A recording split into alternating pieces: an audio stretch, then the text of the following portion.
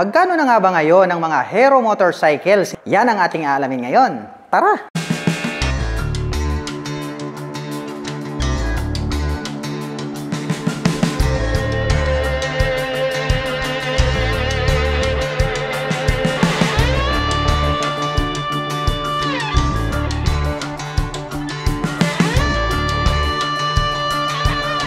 Ito naman po yung kanilang Hero Zoom 110 Fi, naka-fuel injection to mga ka-LM. At magugulat ka sa presyo, mamaya sasabihin ko sa inyo kung magkano to. Mayroon po itong turn signals na located po rito sa kanyang handlebar cover. At ang kanyang headlight ay naka-LED, may split na daytime running light. At gumagamit po ito ng dual projector lights para po sa kanyang main headlight. At pagdating naman po rito sa kanyang front suspension, ito po ay equipped with traditional telescopic fork. Naka-single rotor disc brake dito sa harapan with 2-pot caliper na vibrate.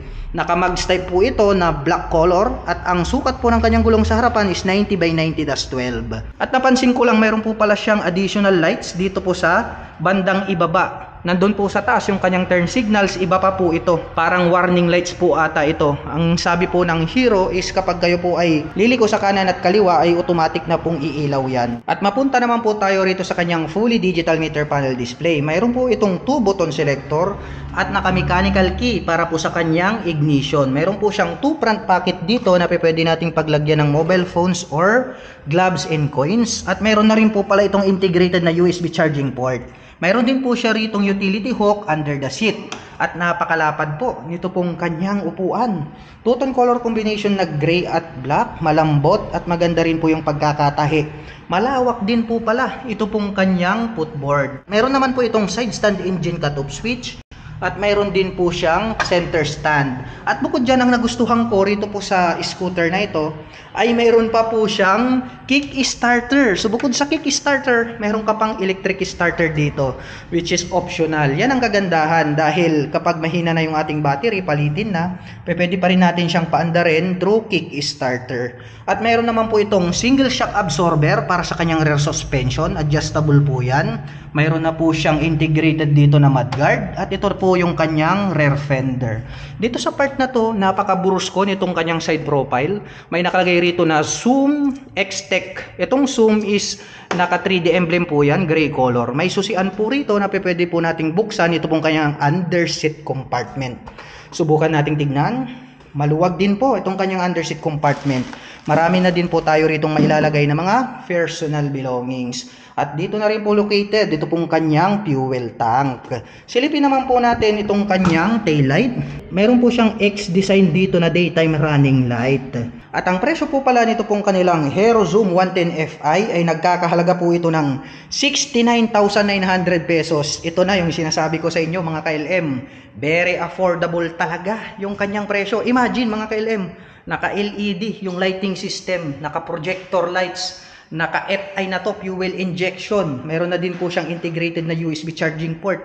Pero yung kanyang price is 69,900. Mayroong kick starter at electric starter. All in, para sa akin ha, worth it po itong motorcycle na to sa price tag na 69,900 pesos. Cash na po yun. At kung balak mo naman pong kumuha ng hulugan, ay kailangan mo lang pong mag-down payment dito ng 4,900 pesos. At mayroon naman po itong 3,670 pesos. Sa loob po yan ng 36 months. At kung on time kang nagbabayad, ay may rebate po ito na 400 pesos. Dito naman po sa kabila, ito naman po yung kanilang pang-adventure, pang-trail, pang-touring. Napaka-astig po nitong kanyang headlight, bilugan, pang-classic pero modern yung design. Meron po siyang projector lights dito sa harapan at meron po siyang split na daytime running light dito sa gilid. Naka-pop up naman po na mahahaba at malalaki. Ito pong kanyang mga turn signals, bulb type po yung kanyang ginagamit. At nagkaroon po pala ito ng rubber boots para naman po rito sa kanyang front suspension. Gray color naman po na traditional telescopic fork. Naka-equip na rin po pala ito ng ABS. May anti-lock braking system na rin po pala. Ito pong motorcycle na ito. Naka-single rotor disc brake flower design with 2-pot caliper na matte black. Naka-spokes rim seat po itong motorcycle na to. At ang kanyang gulong is naka-dual purpose pattern tires. Dahil nga ito po ay pang trail, no? Pang adventure tong motor na to. Napakahaba po talaga nito pong kanyang front fender. Silipin naman po natin ito pong kanyang Poly digital meter panel display.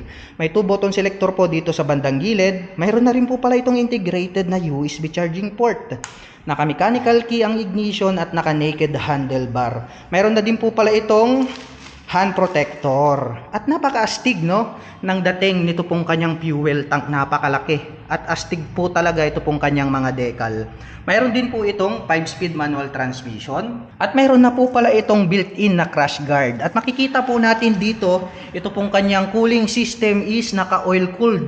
Kaya maaasahan natin, pwede po natin itong ibabad maghapon magdamag sa biyahe. At dito po sa kanyang engine extension cover, nagkaroon po pala siya rito ng metal protector, which is good, no? Plus point yan sa akin dahil yan nga po yung kanyang protector para sa kanyang engine para hindi mabasag or magasgas. At mayroon po pala itong integrated na kick starter. Mayroon din po itong electric starter, optional yan. At napakalapad naman po nitong kanyang stock pipe na matte black. Yung kanyang tip is gray color. Mayroon po itong single exhaust. Mahaba po itong kanyang upuan. Wow, napakalambot. May two-tone color combination po ito na gray tsaka black. At ito pong kanyang integrated na grab bar is gray color lang din po siya. At ito naman pong kanyang tail light, maliit lang pero LED na yan. Visible po yan day or night time. Napakalalaki po talaga ito pong kanyang diamond type na mga turn signals. At mayroon na rin po itong plate light. At ang kanya naman pong rear suspension ay gumagamit po ito ng monoshock absorber. Kulay red naman po yung kanilang ginamit na coil spring at ito po ay adjustable. At ito po ay naka single rotor disc brake dito sa likuran, naka flower design with single pot caliper na matte black. Nissin brand naman po yan. At gaya ng sabi ko, naka spokes rim set. At ang sukat naman po ng kanyang gulong dito sa likuran ay may sukat na 120 by 80-18. At ito po ay naka dual purpose pattern tires. Napakalupit at napakaastig po ng dating nito pong kanilang Hero X-Pulse 200. At ito po pala ay naka 4 valve at naka fuel injection. At ang presyo po pala nito pong kanilang Hero X-Pulse 200 ay nagkakahalaga po ito ng 140,000 pesos. Imagine mga ka-LM tong ganitong kagandang motorcycle. 140,000 lang po ang kanyang price. Kaya maniwala kayo sa akin mga ka-LM, kapag nakilala na po itong brand na to, tataas po yung presyo nito. Kaya samantalihin nyo po habang bago pa lang dito sa Philippines ito pong Hero brand. At kung balak mo naman pong kumuha ng hulugan ay kailangan mo lang pong mag down payment ng 9,800 pesos. At meron naman po itong 6,950 pesos sa loob po yan ng 36 months. At bukod dyan, may rebate po itong 400 pesos kapag on time ka po na nagbabayad. Makikita na po natin agad dito yung kanilang Hero Hank 160R. Napakalupit po ng dating nito pong kanilang sports naked bike na ito. Mayroon po itong maangas na headlight design. Naka-pop up naman po itong kanyang mga turn signals. At gumagamit naman po ito ng traditional telescopic fork para sa kanyang front suspension. At ito po ay equipped with single rotor disc brake with single pot caliper na matte black. At ito po pala ay meron na po siyang single channel ABS. Dumako naman tayo rito sa bandang itaas. Silipin natin itong kanyang fully digital meter panel display. Naka-mechanical key ang kanyang ignition at naka-naked handlebar. Nandirito naman po yung kanyang mga button selector. May passing light, may high beam and low beam, turn signal selector at horn. Sa kabila naman po, mayroon po itong hazard, electric starter at engine kill switch. Napaka-porma naman po at napakalaki po nitong kanyang fuel tank. Mayroon na din po pala siya ritong engine cover dito po sa bandang ibaba. At dito naman po sa kanyang upuan, nagkaroon pala ng two-tone color combination dahil mayroon po siyang touch ng carbon dito po sa bandang gilid. At ito po pala ay naka 5-speed manual transmission. Mayroon po itong side stand at center stand. Dito naman po sa gilid, silipin natin itong kanyang side profile. Mayroon po pala ritong susian na kung saan ay pwedeng buksan ito pong kanyang upuan. At dito naman po sa likod ay naka-LED na rin po. Ito pong kanyang tail light, maporma na din. At naka-pop up naman po itong kanyang mga turn signals. Mayroon na rin po itong plate light dito sa likod.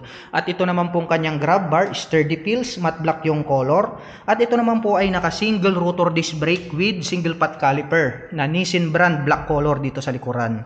Naka-mag wheels po ito na Y design at matte black color din po siya.